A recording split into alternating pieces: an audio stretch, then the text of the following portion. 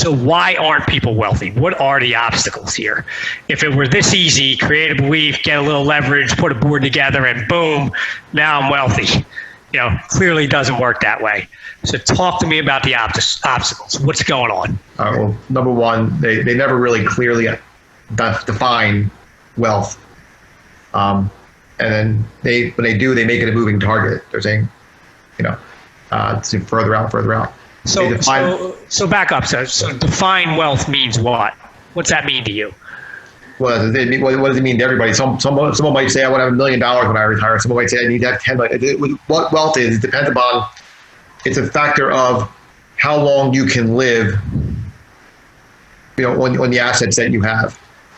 Okay, but if I were to stop and just say, all right, define wealth, you made a couple good points. So it might be, hey, look, I want to retire at 70 and have $7,000 in income coming in from the assets I own. Mm-hmm. That could be your definition of wealth. Right. Your definition of wealth could be, at age 60, I want to start taking my family on a vacation a year every year until I die, right? Doesn't matter what you define it as. What matters is that you set a date and have a definitive thing that you're going towards, right? Exactly. You have to define what it means to you. And then pick a date that you're going to start executing on. Okay. Right. So I got one. So now I'm clearly defined. I have it. I could actually put it on my vision board. A picture of me walking on the beach with my family, right? Could be on the vision. In fact, it is on my vision board. So now we go to number 2. You said it's a moving target. What's that mean? Well, people just keep, pushing it out. Oh, I'm not going to get there. They keep, delaying their dream in a sense. Right. So I'm going to start taking my family on a vacation here when I'm 50, and all of a sudden now I'm 50, and I go, I'm going to start doing that when I'm 60, right? Or even before that, they may realize, there's no way I'm going to be able to do that next year, or I'm not going to be able to do that in 2 years. It's just a matter of, you got to, have a target, work towards a target, make it your goal, make it your priority. And make it something that you will, if you're changing that date, it's the absolute last resort, right? Yep. Okay. So what's next? So I define it, I make my target, consistent. Now what do I do? Well, they also then define it in ways that makes it impossible to achieve, or feel impossible to achieve. I mean, so they're defining it in a way that makes it feel impossible to achieve. So give me an example of that. What would be something that would be impossible to achieve?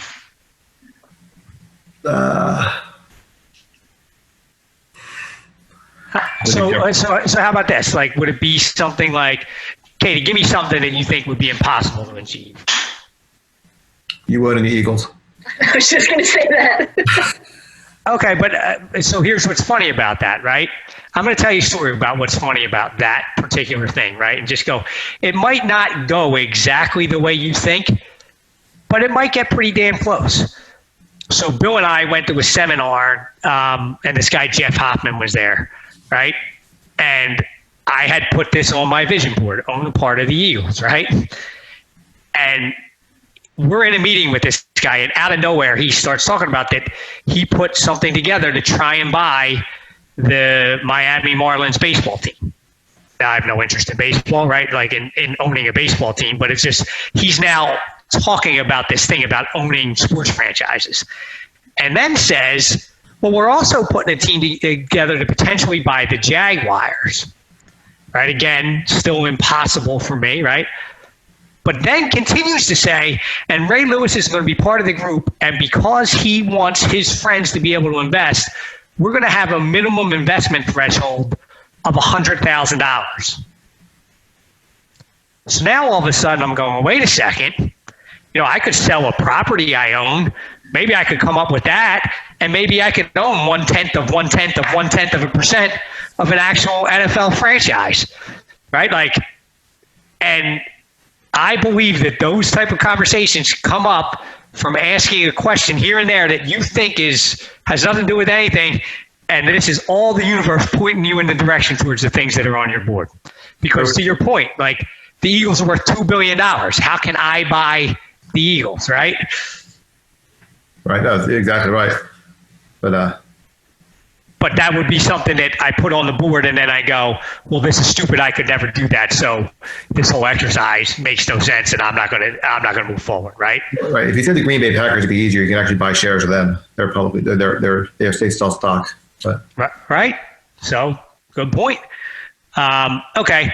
So they could make it impossible to achieve. What else do people generally do to kind of push themselves away from this, Bill? well, once they feel like it's impossible for them to achieve, then they don't believe that they can really ever achieve it, because they say, "Oh, that's impossible. There's no there's no way I can ever own the Eagles. It's a $2 billion organization. I can never really have that." So then they just don't believe they ever will achieve it. Yeah, and if we took it down a level and said, somebody might look at you and say, man, Bill owns all those properties. I could never do that, right? Like, how could Bill do that? I could never do that. Versus saying, well, the belief system is, well, do I think I could buy one property? Exactly. Well, yeah, I probably can buy one extra property. Well, how do I do that? And then once you get the first one, it's easier to get the second one and move down that road, right? Absolutely. Okay. So there's a lot of negative talk out there that kind of talks people out of this whole process. Right. What other things do they do, Katie? They never make it an absolute must. So don't just talk about it, be about it. And so what would be a good way to make something an absolute must? So would it be something like, hey, I went and told my husband's family that we're going to buy a sewer house in 5 years. And every time I see them, I'm like, hey, we're buying that sewer house. And now you've kind of got it out to people in the world that this is something you're going to do. Is it harder then to back off of that thing if you've now told a bunch of people you were going to do it? Yeah, because the accountability's there. Right. Yeah. So one way to make it an absolute must is to create some accountability, right? What else do they do? They don't have a realistic plan. Okay. So that would be an example. That would be, hey, I want to buy 10 properties next year. And then you go, well, how are you going to do that? Well, I have no idea, right? And then, of course, they're off track because they had 10 properties on the list. They can't achieve that goal, and now they believe the whole process is flawed. Okay. So let's say they do make a realistic plan. I want a sewer house in 5 years, and that's the realistic plan. What's the next thing that typically derails people? They fail to follow through with their plan. Okay, so to me, that means something like, okay, I set the plan out, and in order to do that, we have to save, $10,000 a year, and we got to talk somebody else into buying the house with us, because the $10,000 a year is not going to be enough. But if we can get another couple to do it with us or a family member, we can jointly own this place down the shore, right? So that's kind of our goal. And then year one comes around and, or month one comes around and you don't put the first amount of savings into the account. And then all of a sudden it's month two and you don't put month two's amount of savings in the account. And by month three, you're like, well, this is, we're so far behind, we're never going to get there, right? And then the whole thing falls apart again. So these are all kind of just beliefs, right? Beliefs and not willing to take action that kind of derail people all the time. Okay. So, Bill, what else happens? I mean, what else happens to people? And they give up when they face major financial challenges. They figure, I got hit with this big bill, now I got to throw that whole plan in the trash. Okay. And what do we know about, like, when you meet a major financial challenge? What do you mean? I mean, do they last forever, or are they things that? All right, nothing's ever forever. It seems like it's overwhelming, but then you get through it, and you got to stick to your plan. Yeah. So while we say that your plans have to be a must and they have to be realistic, it's also fair to say that there are unexpected things that will come up. Absolutely. Right. And if that happens, you have two choices, which is you can adjust the plan a little bit and keep on going, or you can throw the plan in the trash. Right. And our opinion is that all plans are just small steps forward and small steps forward. And if you're continuing to take those small steps forward, you're probably going to get there, right? Exactly. Okay. Now, this next one is really big to me. What's this to me is where people run into the biggest problem. What's the next thing that really messes people up? They fail to conduct their lives like a business where they have to have a profit at the end of the year. So like the U.S. government. So talk to me about that. You think that people just go out and don't have a budget and spend money, and at the end of the year, they're like, holy crap, I don't have any money? I think the majority of people, yes, they do. Most people, I think don't have a great sense of wants versus needs, and they don't have a budget. They just spend, and they don't manage their finances well because they never learned how to. Okay, and so do you think that learning how to manage your finances and kind of end up on the pluses is something that's daunting or something that people can't do? No, absolutely not. It's actually it's not hard at all. It's just a matter of learning how to do it. And just it's part of this whole thing. Have a plan, follow the plan. Right. And so you would say that the one sheet is the clear starting point to kind of put that plan together to follow, right? It's absolutely a great tool to do it. It's just a matter of, when you see it in front of you, it's very powerful. Then when you see what the actions are with that sheet, what it does is it tells you, if I do these little things, it will get me to here at this point. So that's a very powerful visual to have. Yep. And look, I can just tell you from the couple people that we started with that have filled out the sheet and are at very different points in their lives, they found that the sheet was easy to work with and that it really helped create some clarity for them and make them feel like the things that they wanted to attain were much more within their grasp than what they probably thought they were. So I think that there's going to be good news for people if you really kind of get involved in this. So now let's talk about, let's assume that, hey, you're actually going down this path and you're starting to get some success. Now what happens to you?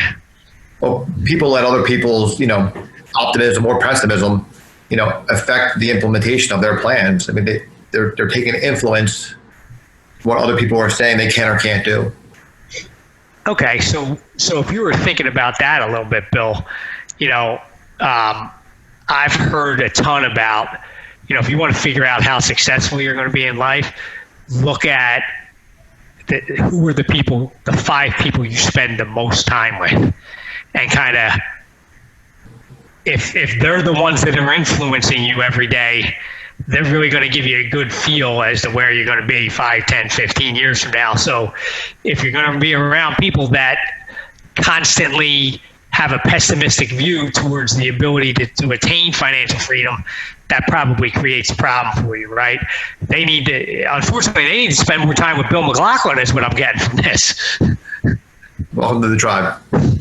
That's a great point, but you're also jumping ahead to one of the other ones that I was going to say is, you got to be around, like I said, I think it's the Jim Rome quote where they say you are the sum of the top 5 people, that you associate with. And, if you want to get there, you got to learn those habits and, and be around the people that have what you want.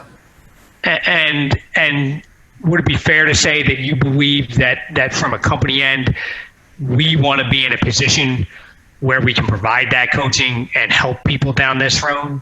Absolutely, 100%. I mean, I know it's a passion of yours. I know all of our time is limited, but we always try to make the time to help someone get to that next step or understand what they need to do to get there.